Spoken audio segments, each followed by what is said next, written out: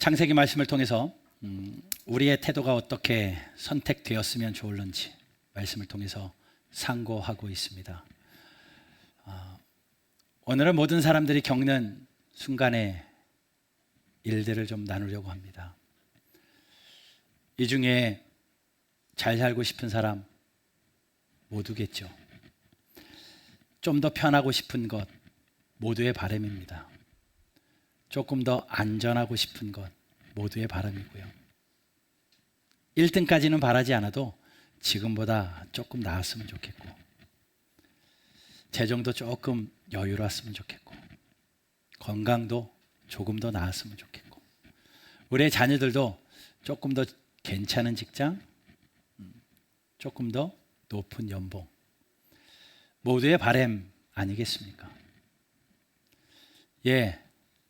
성공이라고 다 나쁜 건 아닌 것 같습니다. 잘 된다고 다 나쁜 건 아닌 것 같아요. 그러나 그것이 자칫 잘못하면 유혹이 되어 덫이 될 수 있기 때문에 우리가 오늘 그러한 우리의 마음가짐을 좀 점검해 보고 싶습니다. 어떤 태도를 살아야 될런가? 우리 모두가 가지고 있는 기본적인 욕심일 텐데, 욕심까지는 아니라도 기본적인 바람일 텐데, 그것이 그렇게 나빠라고 말할 수 있지만 그것이 잘못된 선택이 될 수도 있기에, 그러한 순간에 내가 어떤 태도를 가지고 살아가는 것이 하나님의 말씀 앞에 합당한지 오늘 말씀을 펴고 좀 한번 점검해 보려고 합니다. 하나님이 천지를 창조하셨습니다. 6일 동안 창조하시고요, 7일 날 쉬셨죠. 6일 날 인간을 창조하셨습니다. 그리고 그 인간에게 명령하시죠. 생육하고 번성하여 땅에 충만하라, 땅을 다스리라 명령하셨습니다. 그에 덧붙여서 한 가지 더 명령을 하시는데요, 에덴 동산의 모든 열매는 임의로 먹되, 마음대로 먹으라는 거예요. 그러나 동산 중앙에 있는 선악을 알게 하는 나무의 열매는 너희가 먹지 말라. 먹으면 정령 죽으리라. 먹지 말라 말씀하십니다. 그런데 어떻게 돼요? 첫사람 아담이 죄의 유혹 앞에서 잘못된 선택을 해서 선악을 알게 하는 열매를 따먹어버리죠.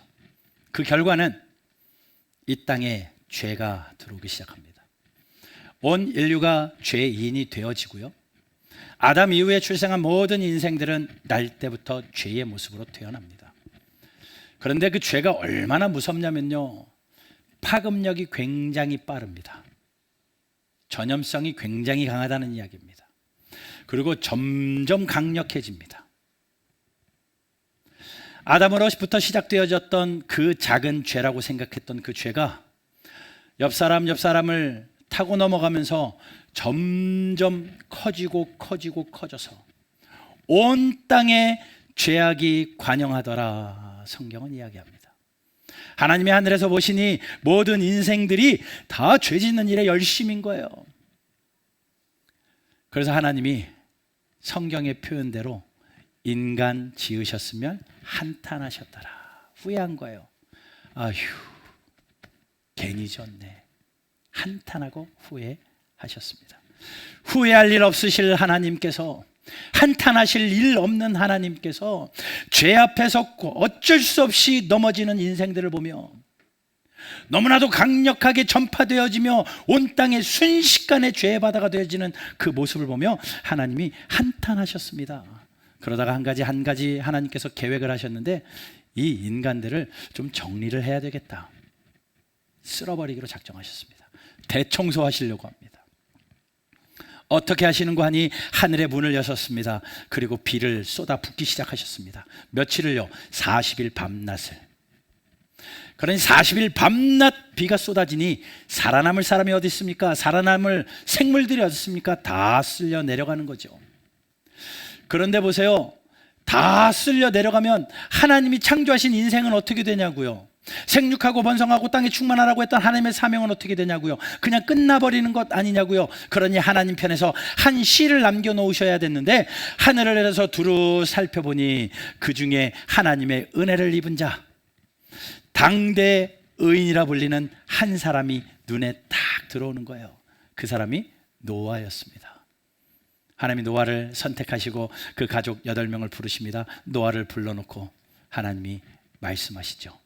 너와 내 가족은 구원을 얻으리라. 방주를 저어라 라고 말씀하죠. 예, 순종하여 방주를 짓습니다. 자, 40일 동안 다 쓸어 내려갔어요. 죄가 청산되어진 것 같아요. 하나님이 의인이라고 했던 그 가족 8명만 딱 남았습니다. 그러면 뭔가 잘 돼야 될 터인데, 노아도 아담의 후손이요, 노아도 원죄를 가지고 출생한 인생인지라 그 안에 죄를 어쩔 수 없는지 그 자녀들 그 이후로 점점 죄가 솟아나기 시작을 합니다. 또다시 관영해지기 시작해요. 점점 죄가 많아지기 시작을 합니다. 그들이 모여 살다가 동쪽으로 왜요? 야, 여기보다는 저기가 좀 더 좋아 보인다. 날씨도 좋고 땅도 좋고. 비옥한 그 땅을 찾아서 동쪽으로 가다가 한 땅을 만납니다. 시날 평지. 1절에 나오는 시날 평지를 만납니다. 1절 보십시오. 온 땅의 언어가 하나고 말이 하나였더라. 이에 그들이 동방으로 옮기다가 시날 평지를 만나. 예, 한민족이었대요. 말이 하나고 언어가 하나예요. 그들이 하나가 되어서 조금 더 좋은 땅으로 동쪽으로 옮기다가 시날이라는 곳에 평지를 만났습니다. 딱 보니까 너무 좋아요. 야, 여기 살기 좋다. 날씨도 좋고 비옥하고, 야, 그동안 봐왔던 땅 중에 여기가 최고다. 여기서 살자라고 마음을 먹습니다. 그리고 그들이 마음을 모아서 정착하기로 합니다. 우리가 여기서 정착을 하고 여기서 집을 짓자. 그런데 집을 짓는데 지난번 생각해봐. 홍수 때문에 집 내려간 거 봤지? 좀 더 튼튼하게 짓자. 낮으니까 금방 물에 잠기던데 조금 더 높게 짓자. 좀 더 안전하게, 좀 더 편안하게, 좀 더 높게 지어보자. 그리고 기왕이면 짓는 김에 잘 지어가지고 우리가 이런 집도 졌다라고 좀 박수도 좀 받아보자 라는 마음이 그들에게 생깁니다. 그게 3절이죠. 서로 말하되 벽돌을 만들어 견고히 굽자. 벽돌로 돌을 대신하며 역청으로 진흙을 대신하고 성읍과 탑을 높게 건설하여 그 탑 꼭대기에 하늘에 닿게 하여 우리의 이름을 내자. 사람들이 조금 더 편하게, 조금 더 넓게, 조금 더 높게 잘 살고 싶은 마음이 있었습니다. 기왕 하는 거 좀 더 낫고 싶었던 거고요. 뭐 1등 되고 싶었던 마음보다는 지난번보단 조금 형편 좋아졌으면, 저 사람보다 좀 나아졌으면 하는 기본적인 인정의 마음이 그들 마음에 있었던 겁니다. 여러분, 누구나 갖는 마음 아닙니까? 어제보다 나아지는 거 다 갖는 마음 아닙니까?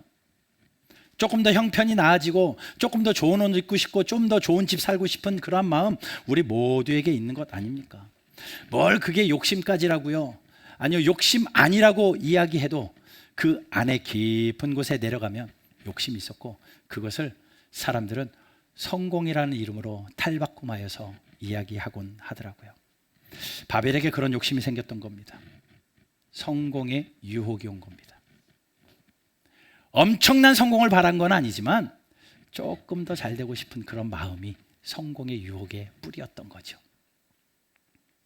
그런 유혹을 가지고 그들이 모여서 일을 하니 5절을 보니까 하나님이 뭐라 말씀하세요? 여호와께서 사람들이 건설하는 그 성읍과 탑을 보시려고 내려오셨더라. 자, 하나님이 인간들이 뭐 하나, 잘 살고 싶어서 뭐 하나 보시려고 내려오셨답니다. 내려오셨는데요, 6절 보니까 이 무리가 한 족속이요 언어도 하나이므로 이같이 시작하였으니 이후로는 그 하고자 하는 것을 막을 수 없다. 하나님이 말씀하시는 거예요. 이들이 하나가 정말 잘 되었네. 언어도 하나고 마음도 하나고 잘 살고자 하는 그런 하나 된 내 마음이 딱딱 뭉치니까 엄청난 파워를 일으키는 거예요. 그래서 하나님도 말씀하십니다. 야, 이거 이대로 놔뒀다가는 도저히 막을 수가 없겠구나 판단한 겁니다. 여러분, 마음이 하나가 되고 목표가 하나가 되고 힘을 하나로 모으면 엄청난 일이 일어납니다. 어떤 일이 일어나는지 보세요.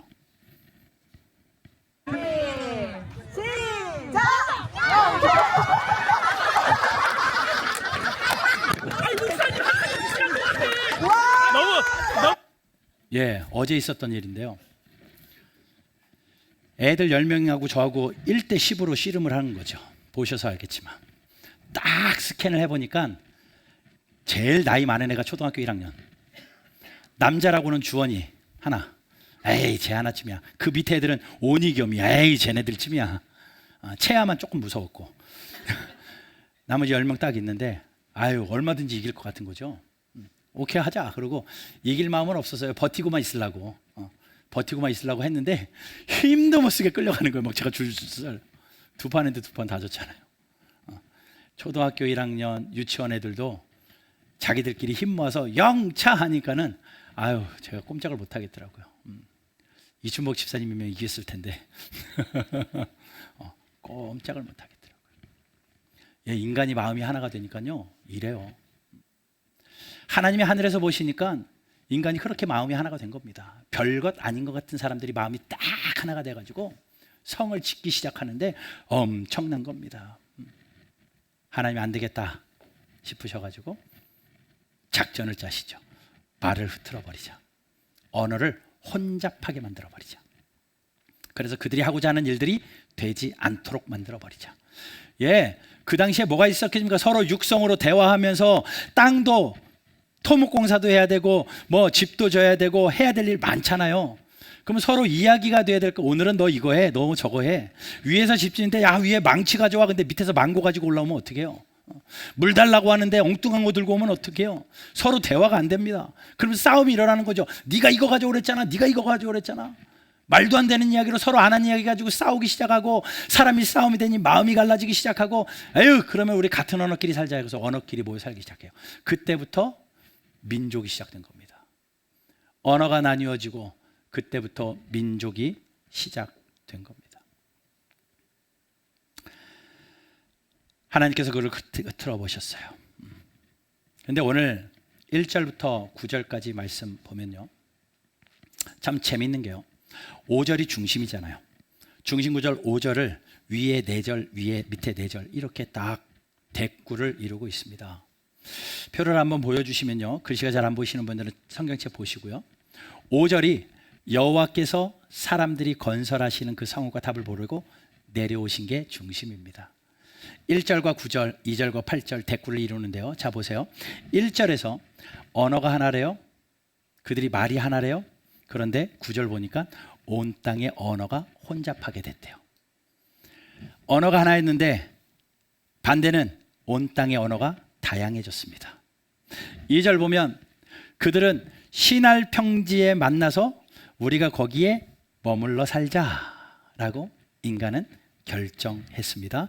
그런데 8절 보면 하나님이 그들을 온 지면으로 흩어버리셨습니다. 인간은 우리 여기 모여 살래요 라고 했는데 하나님은 흩어버리셨습니다.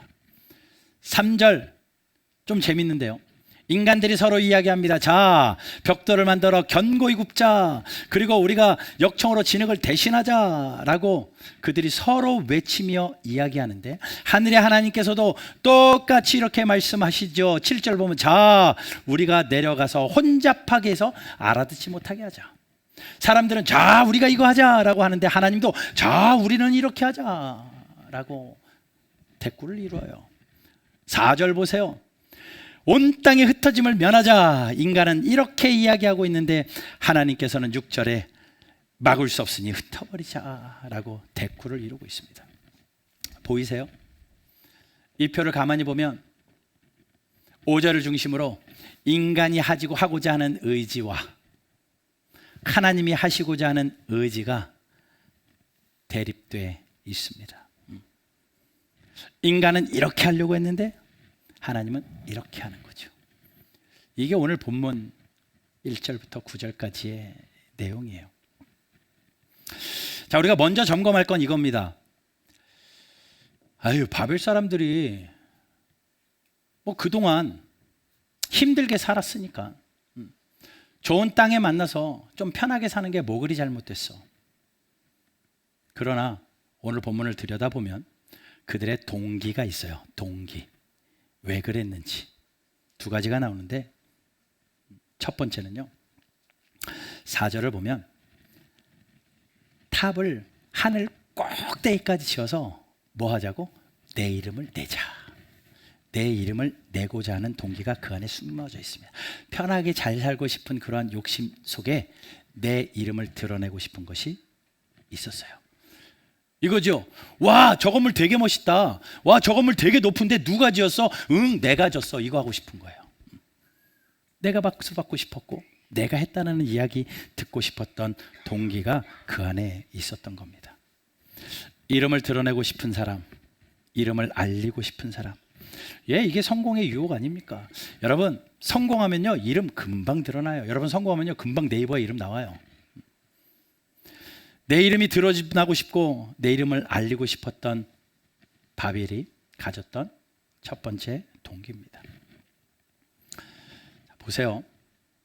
하나님은요 높은 곳에 계신 분입니다.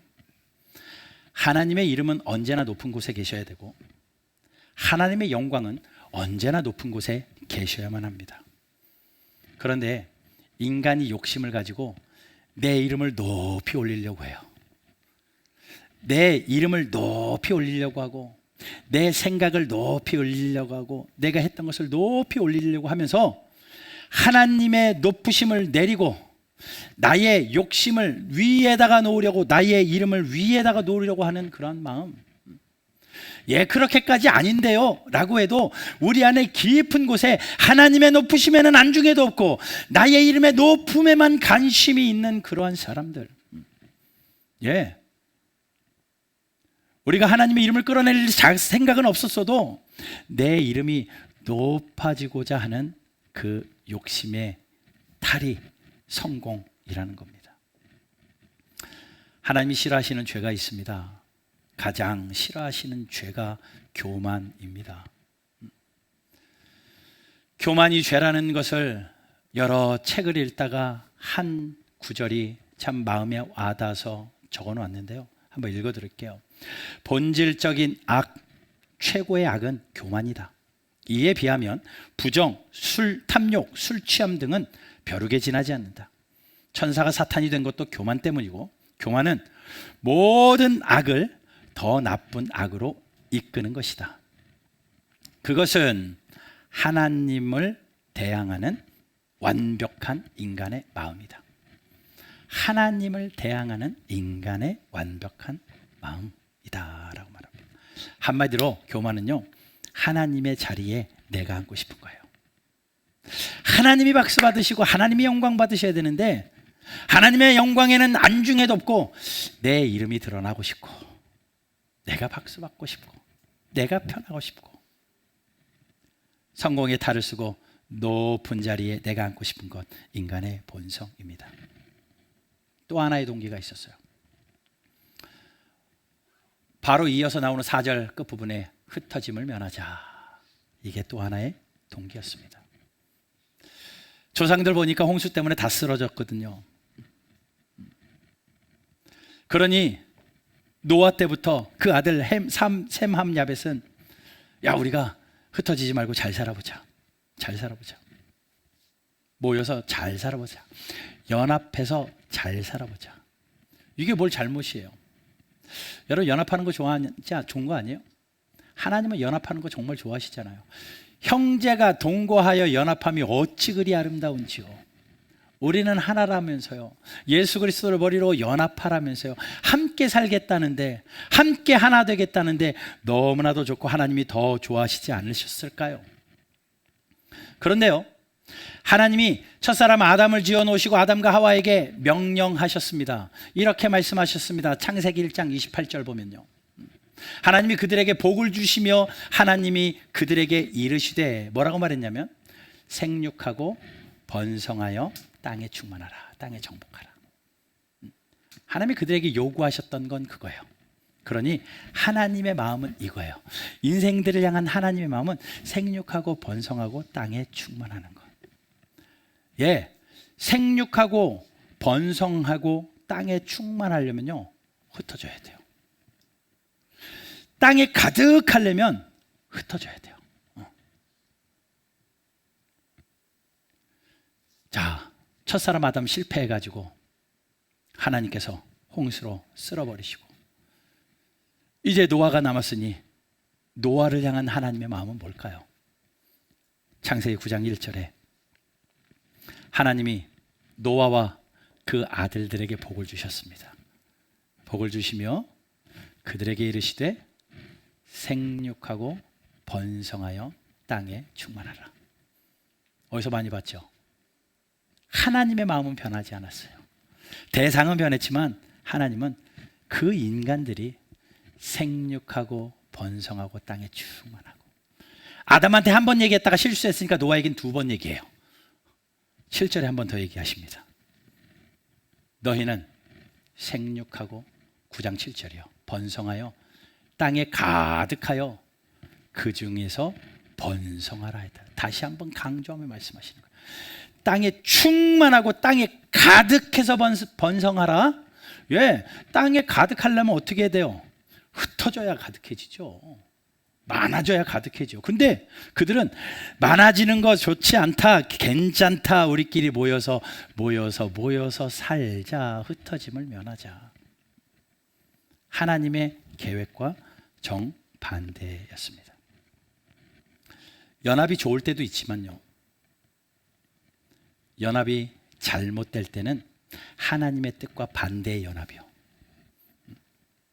하나님의 계획과 반대의 연합.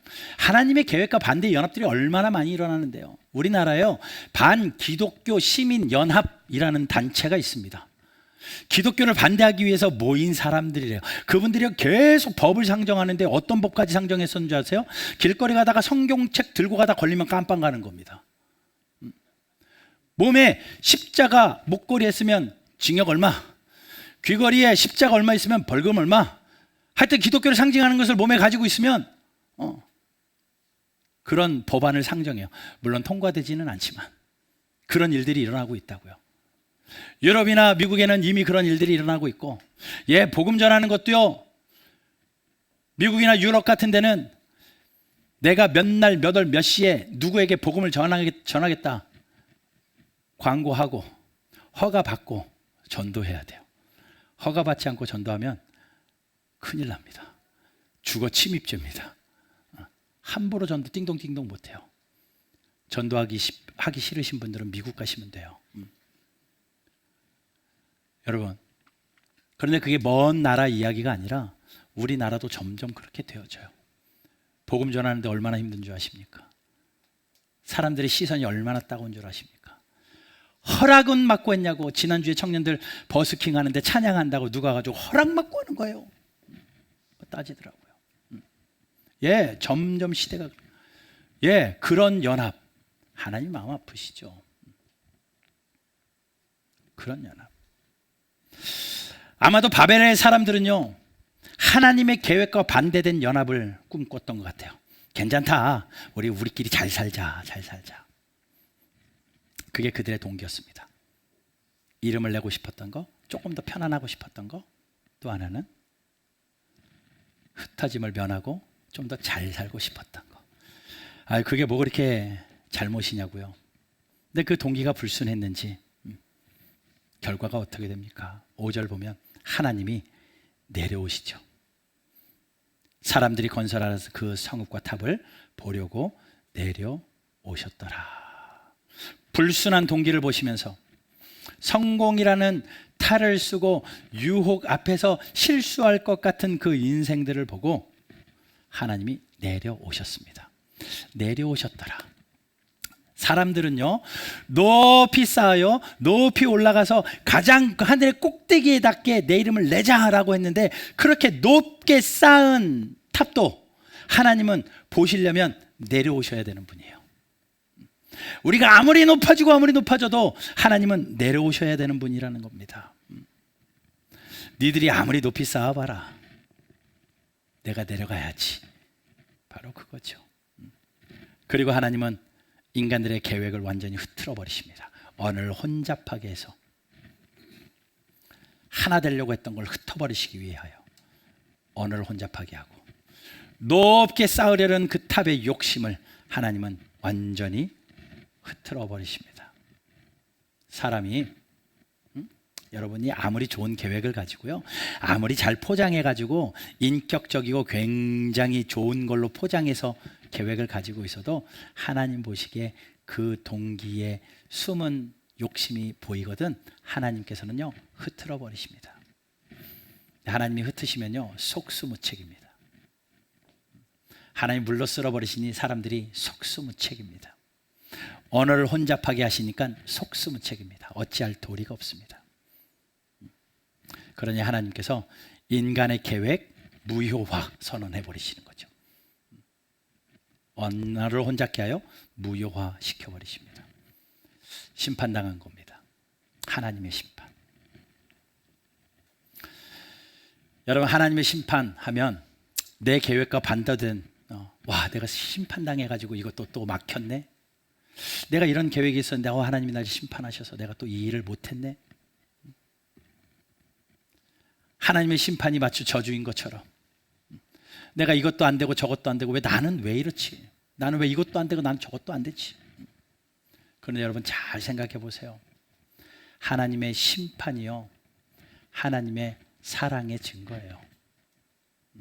하나님이 흩으시는 게요, 너네 잘 되려고 하는 거 안 돼, 그게 아니라 하나님은 사랑의 증거로 흩으셨다는 거예요. 하나님의 명령이었잖아요. 생육하고 번성하고 땅에 충만하는 게 하나님의 명령이었잖아요. 그 비전 이루라는 거잖아요. 그들은 비록 언어가 혼잡하게 되어서 본인들의 계획은 산산조각 났지만 하나님 편에서 큰 그림으로 보자면 그들은 오히려 흩어짐으로 하나님의 명령을 하나씩 하나씩 이루어가고 있는 거예요. 그러니 심판이라고 다 저주는 아니더라고요. 여러분, 진짜 저주가 뭔 줄 아세요? 진짜 심판은 뭔 줄 아십니까? 진짜 비참한 저주는 뭔 줄 아십니까?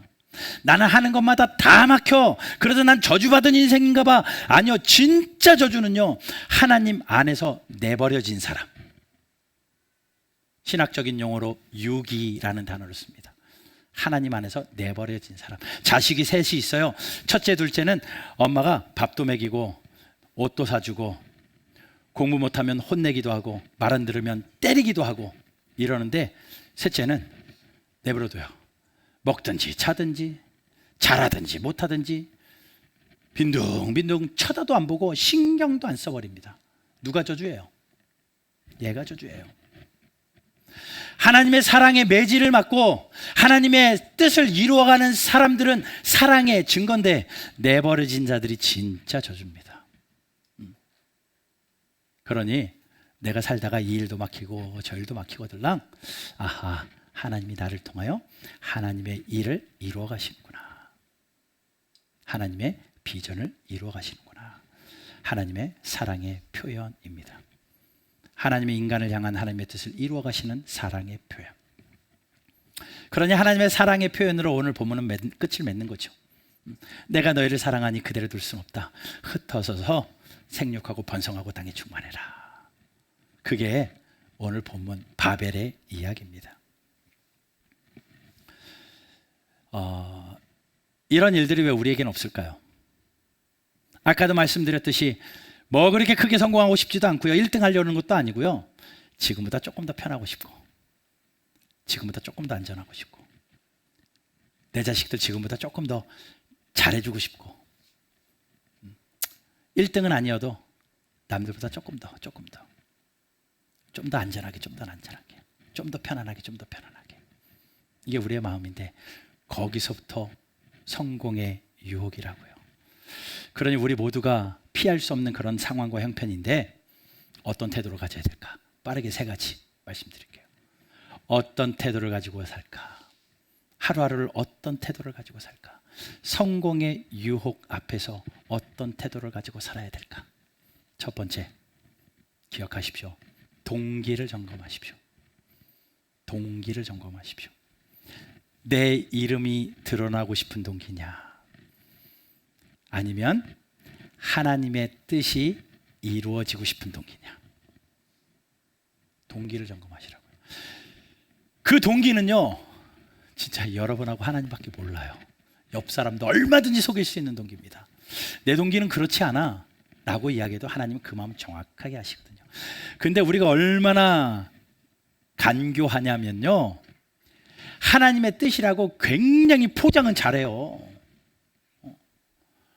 동기가 되게 순수한 것처럼 하나님의 뜻을 이루기 위해 내가 이걸 해야 됩니다. 그러면서 그 안에는요, 이름 내고자 하는, 흩어짐을 면하면 편하고자 하는 그런 동기가 숨어 있다라는 겁니다. 그러니 어떤 동기를 가져야 되냐면요, 하나님의 뜻에 맞는 동기냐, 비전이 맞냐 이거예요. 하나님의 뜻이 뭡니까? 인간을 향한 하나님의 꿈이 무엇이었습니까? 생육하고 번성하고 땅에 충만하라는 거예요. 그 비전에 맞는 동기가 그들에게 있냐, 그들은 점검했어야 되는데, 여러분 점검하십시오. 여러분들이 지금 살아서 이 자리에 앉아 있으시다라는 것은 하나님이 여러분들을 향하여 아직 포기하지 않으셨다는 것이고, 하나님이 여러분들을 향한 하나님의 꿈이 아직 그대로 있다는 거예요. 여러분 한 분을 향한 하나님의 꿈이 있다면, 여러분 그 하나님의 꿈이 여러분들의 동기가 되어야죠. 내 이름이 드러나고자 하는 것이 동기가 아니라, 내가 내 삶을 통하여 하나님의 꿈을 이루어 드리겠다, 하나님의 계획을, 하나님의 비전을 이루어내야겠다.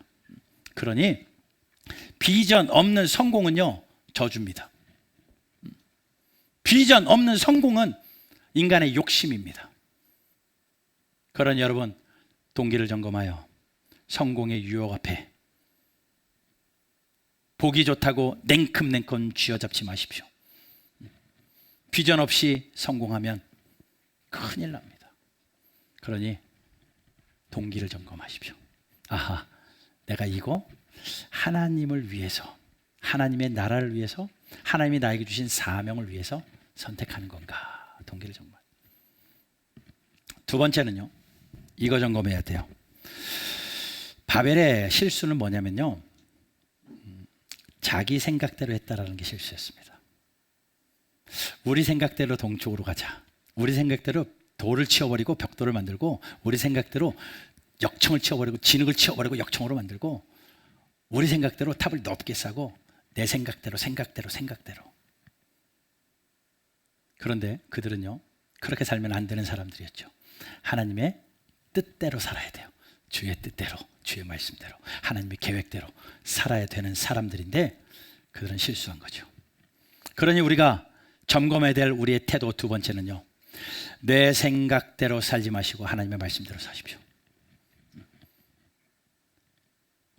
생각대로를 하도 조장하잖아요. 생각대로 띵 하고 생각대로 사지 마시고요, 생각대로 사지 마시고 하나님의 말씀대로 사십시오. 하나님의 말씀대로 점검하고 하나님의 말씀대로 걸어가십시오. 말씀대로 살려고 보니, 또 태도 선택이라는 말씀을 듣다 보니 이제 우리에게 선택 장애가 올지 몰라요. 이거 어떻게 하라는 거야? 어떻게 하라는 거야? 매 순간에 선택 장애가 올지 모릅니다. 괜찮습니다. 그때는 미뤄두십시오. 그리고 하나님 앞에 엎드리세요. 하나님 앞에 엎드리세요.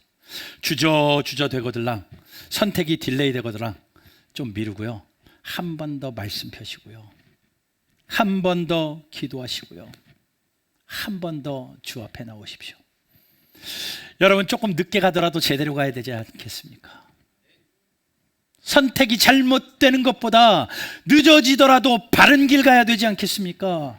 그러니 하나님의 생각대로 살기 위하여 하나님의 뜻대로 사는 저와 여러분들 되시기를 주님의 이름으로 축원합니다.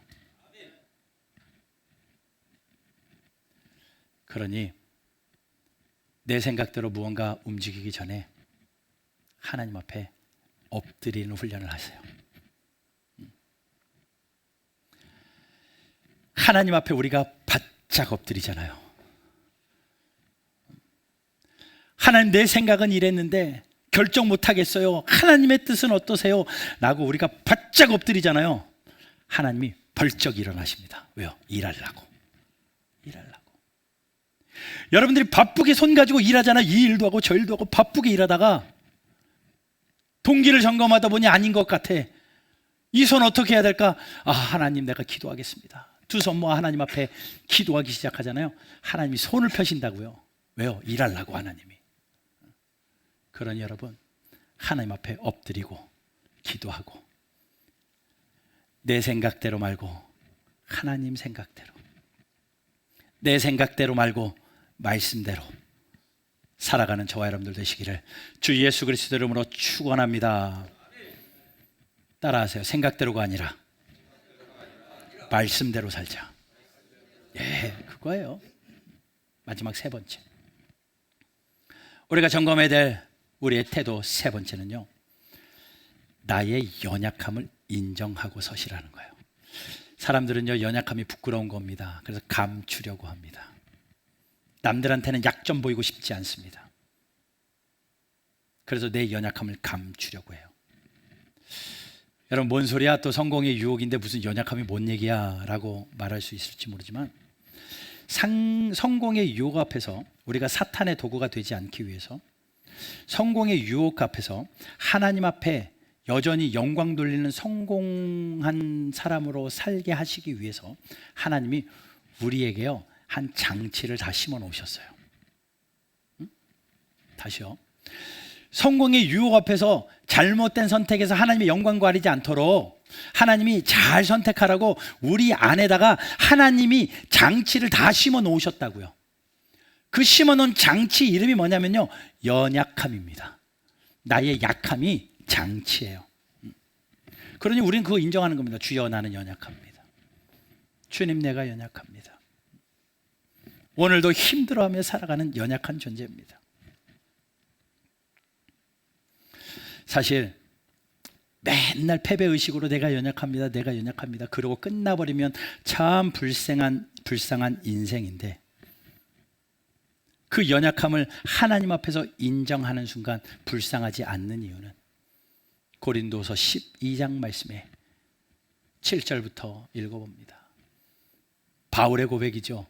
여러 계시를 받은 것이 지극히 크므로 하나님께 받은 게 너무 많아요. 너무 자만하지 않게 하려고 하나님께서 육체에 가시를 주셨대요. 좋은 거 너무 많이 주셨는데 자만하지 않게 하려고, 교만한 거 제일 싫으니까 하나님이 가시 하나, 연약함 하나를 그에게 주셨대요. 이는 나를 쳐서 너무 자만하지 않게 하려 하심이라. 8절, 이것이 내게서 떠나가기를 위하여 내가 3번 간구합니다. 하나님 앞에 3번이나 간구해요. 하나님, 이거 없애주십시오. 이것만 없으면 내가 날아다닐 것 같은데요. 그런데 하나님께서 말씀하시죠. 나에게 이르시기를 내 은혜가 내게 족하다. 내 은혜가 내게 족하다. 이는 내 능력이 약한 데서 온전하여 짐이니라. 잘 보세요. 하나님의 강하신 능력이 약한 데서 온전하여진대요. 약한 데서 온전하여집니다. 10절 같이 한번 읽어볼까요? 시작. 능력과 궁핍과 박해와 공고를 기뻐하노니 이는 내가 약한 그때의 강함이니라. 내가 약한 그때의 강함이니라. 책 중에 이런 제목의 책이 있습니다. 나의 끝, 예수의 시작.